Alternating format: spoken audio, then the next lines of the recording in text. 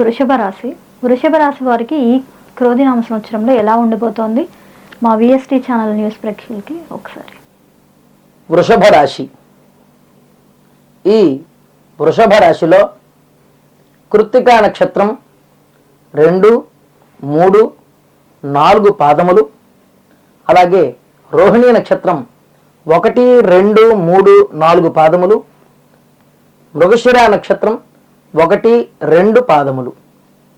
ఈ 9 పాదాలు ఉన్నటువంటిది ఈ వృషభ రాశి.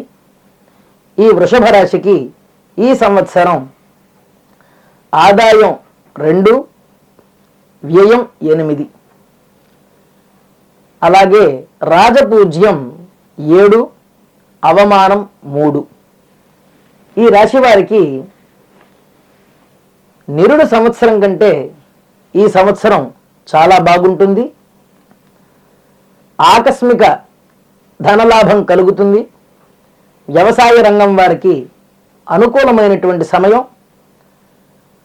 అయితే ఆరోగ్యం పట్ల చాలా జాగ్రత్తలు తీసుకోవాలి. మానసిక అశాంతి కలిగే అవకాశం ఉన్నది. శుభకార్యాలు కలిసి వస్తాయి. విద్యార్థులకు ఉన్నత విద్య లభిస్తుంది. సోదరులు తోబుట్టువులతో ప్రేమగా మెలగాలి. వారితో వైరం వచ్చే ఏ సందర్భాన్ని కూడా తీసుకోకూడదు. ఏ సంఘటనని కూడా ముందుకు తీసుకెళ్లకుండా వాళ్ళతో ఎప్పుడూ కూడా సఖ్యతతో మెలిగేలాగా ప్రవర్తించాలి. గృహ నిర్మాణాలు చేసేవారికి వ్యాపారం కలిసి వస్తుంది. ఈ రాశివారు అధికారులతో మర్యాదపూర్వకంగా వ్యవహరించాలి. అధికారుల ద్వారా మెప్పు పొందే కన్నా ముప్పు పొందే అవకాశం ఉంది.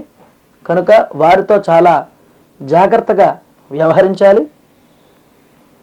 అపకీర్తి కలిగే అవకాశాలు ఎక్కువగా ఉన్నాయి.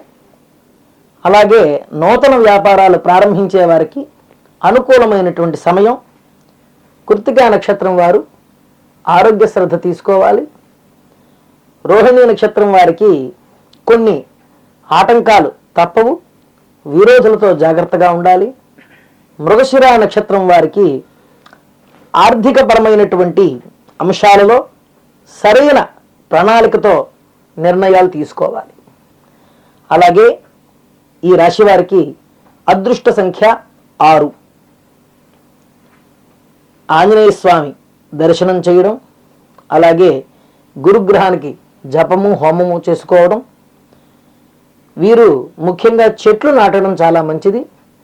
అందులో రావి చెట్టు, ఔదుంబర వృక్షం అంటారు, మేడి చెట్టు, ఈ రెండింటినీ వాళ్ళు కనుక నాటినట్లయితే అది వాళ్ళకి చాలా శుభ ఫలాలని అందిస్తుంది.